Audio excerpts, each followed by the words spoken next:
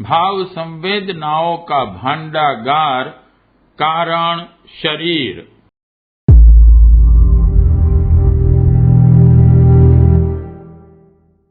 सामान्य बुद्धि काया को ही अपना समग्र स्वरूप मानती है और उतने तक ही प्रसन्नता को सीमाबद्ध रखती है। शारीरिक स्वार्थ ही मनुष्य के लक्ष्य बनकर रहते हैं। उसी को अपना समग्र स्वरूप मानते हुए सोचने और करने की परिधि सीमाबद्ध कर लेते हैं। शोभा, सज्जनता, समर्थता, संपन्नता, सरसता ही शरीर को रुचते हैं। इसलिए उन्हीं के निमित्त समूचा प्रयास नियोजित रहता है। पर प्रायः यह भुला ही दिया जाता है कि स्थूल के भीतर दो अन्य सत्ताएं भी विद्यमान हैं। सूक्ष्म शरीर को मोटे रूप से समझने के लिए चेतना के उस पक्ष को आधार मानना पड़ेगा जिसे कल्पना या विचारणा कहते हैं। कुशलता, चतुरता भी स्वभाव और रुझान इसी स्तर के साथ जुड़ा हुआ है।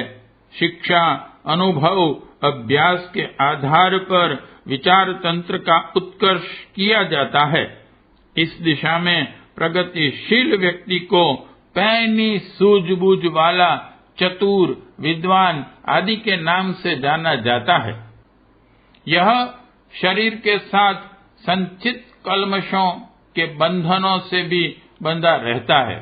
इसीलिए उसकी दौड़ धूप, कल्पना, इच्छा प्रायः बहिरंग जीवन के निमित्त ही क्रियाशील रहती हैं, जबकि मस्तिष्कीय गतिविधियों को कायिक निर्वाह के लिए सोचने और साधन जुटाने में संलग्न पाया जाता है। कारण शरीर का तत्व ज्ञान तो बढ़ा चढ़ा है, पर उसे सामान्य परिचय में भाव संवेदना कह सकते हैं। भावना, आस्था, प्रेरणा, साहस, विश्वास, आदर्श जैसे तत्व इसी क्षेत्र में उभरते हैं। किसी को महामानव स्तर तक विकसित करने की अलौकिकता इसी क्षेत्र में उभरती है। उसकी विकसित स्थिति इतनी समर्थ है कि एकाकी निर्धारण कर सके, अकेला चल सके, आदर्शों के लिए कठिनाइयों को सहन कर सके, बिना डगमगाए उच्च लक्ष्य तक पहुंच सके। योगी, तपस्वी, मनीषी, सुधारक, सृजेता इसी स्तर के होते हैं, जो मात्र उत्कृष्टता की दिशा में ही कदम बढ़ाते हैं। विचार तंत्र और क्रिया तंत्र को साथ साथ घसीट ले चलने की क्षमता परिष्कृत कारण शरीर में ही होती है। साथ ही यह बात भी है कि इस क्षेत्र पर यदि अनैतिक अवांछनीयता अधिकार जमा लें तो व्यक्ति को घिनौने स्तर का अपराधी, आतताई और असुर भी बना देती है। इसलिए व्यक्तित्व का स्वरूप निर्धारित करने एवं उसे भला बुरा, समुन्नत अधपतित बनाने वाली उमंगे भी वहीं से उठती हैं। मानवीय गरिमा के अनुरूप जीवन जी सकना और महामानवों का स्तर अपना सकना जिस आधार पर संभव होता है उसे कारण शरीर ही कहना चाहिए। कर्म स्थूल शरीर से बन पड़ते हैं, विचार सूक्ष्म शरीर में उठते हैं और भाव संवेदनाओं का उद्गम कारण शरीर को समझा जा सकता है। उदार चेतना, संवेदनशील, आदर्शवादी, परमार्थी स्तर उन्हीं का होता है जिनका कारण शरीर परिष्कृत हो। सूक्ष्म शरीर के विकृत विपन्न होने पर कुकल्पनाएं उठती हैं, चंचलता छाई रहती है, असंबंध भटकाव का दौर चढ़ा रहता है, आदतें बिगड़ती हैं और स्वभाव घटिया हो जाता है। फलस्वरूप मानसिक उद्वेग बने रहते हैं। क्रोध, आतुरता, निराशा, चिंता, ईर्ष्या, प्रतिशोध महत्वाकांक्षाओं का ऐसा उफान उठता रहता है जिसे समुद्र में उठने वाले ज्वार भाटे या उष्ण वायु में बनने वाले चक्रवात के समतुल्य समझा जा सके।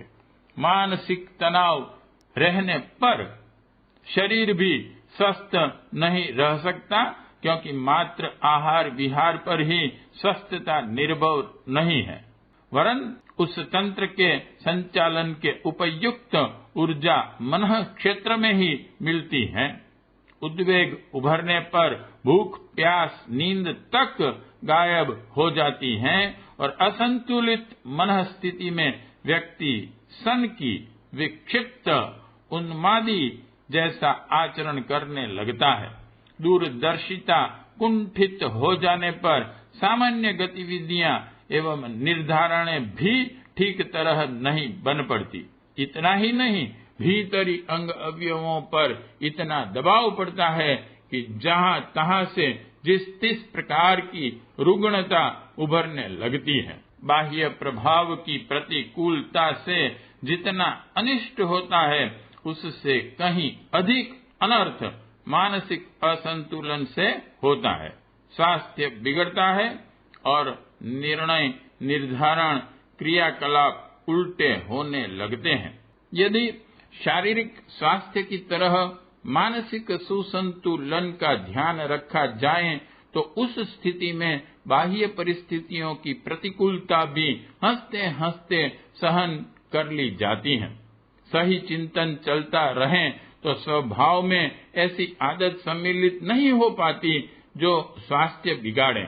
मस्तिष्क तनावग्रस्त रहे, बेतुके आचरण अपनाएं और व्यवहार कुशलता के अभाव में जैसे असहयोग तथा विग्रह का सामना करना पड़ता है, उस प्रकार का त्रास सहना पड़े। मन स्थिति की विपन्नता ही अकर्मण्य करने के लिए प्रेरित करती हैं और उसी कारण परिस्थितियां ऐसी बनती हैं जिन्हें दुखद या दुर्भाग्यपूर्ण कहा जा सके। एक जैसी परिस्थितियों में जन्मे और पले व्यक्तियों में से कुछ लोकप्रिय होते हैं, साथ ही तेजी से प्रगति पथ पर दौड़ लगाते हैं। चुंबक अपने प्रभाव से लोह खंडों को घसीटकर अपने साथ चिपका लेता है, उसी प्रकार विचारशील व्यक्ति अपने सही चिंतन को सद्गुणों में बदलता है और सद्गुणी के लिए चिरस्थायी सम्मान एवं सहयोग सुरक्षित रहता है। सही निर्णय, सही स्वभाव, सही आचरण, यही श्रृंखला अनेकानेक सफलताओं का आधारभूत कारण बनती है। जो इस तथ्य को नहीं समझते, वे विचार तंत्र को उच्छृंखलता के खाई खंदुकों में भटकने देते हैं। फलस्वरूप उनका व्यक्तित्व अवांछनीय है स्तर का बन जाता है। पग पग पर ठोकरें लगती हैं, हर दिशा से तिरस्कार, उपहास, विरोध बरसता है। ऐसा व्यक्ति स्वयं तो दुखी रहता ही है, साथ ही संबंध के लोगों को, मित्र परिजनों को भी विषम विपन्नता में धकेलता है। कुसंस्कारिता अपने आप में एक विपत्ति है। वह जहां भी रहती है वहीं अपने स्तर के अनेक सहयोगियों को न्योत बुलाती है। ऐसी विसंगतियों से भरा हुआ कोई व्यक्ति न तो स्वयं चैन से रहता है और न ही जिसके साथ जुड़ता है उसे चैन से बैठने देता है। ऐसों के दुर्गति ही होती है। वे कभी कहने योग्य सफलता और सज्जनों के द्वारा की गई प्रशंसा के पात्र नहीं बन पाते। स्वास्थ्य सुधारने और सुंदर संपन्न दिखने के लिए जितना प्रयत्न किया जाता है, उतना ही यदि मन को सुसंस्कारी बनाने के लिए भी किया जाए तो अपेक्षाकृत कहीं अधिक लाभ में रहा जा सकता है। उपलब्धियां, साधन, संपदाएं कितनी ही अधिक क्यों न हो, उनका सदुपयोग करने की दूरदर्शी विवेकशीलता का अभाव रहे तो दुरुपयोग से अमृत भी विष बन जाता है।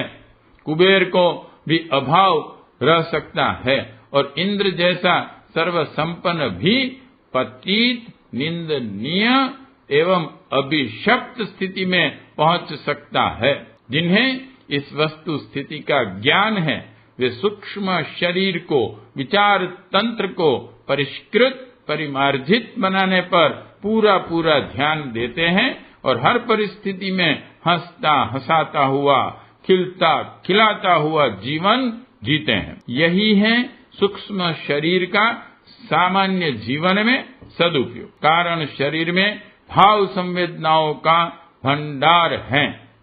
असीम शक्ति का स्रोत यहीं से उभरता है। स्थूल शरीर को विकसित करने के लिए कर्म योग का, सूक्ष्म शरीर की प्रगति के लिए ज्ञान योग का और कारण शरीर को समृद्ध बनाने के लिए भक्ति योग का आश्रय लेना पड़ता है। वांग्मय 13 गायत्री की पंचकोशी साधना एवं उपलब्धियां। लेखक पंडित श्री राम शर्मा आचार्य जी। अगर आपको हमारी यह वीडियो पसंद आई हो तो इसको लाइक करें, कमेंट और शेयर जरूर करें। साथ ही हमारे YouTube चैनल ऋषि चिंतन को सब्सक्राइब कर बेल आइकन भी दबाएं ताकि आपको आने वाले वीडियोस की नोटिफिकेशंस मिलती रहें। धन्यवाद।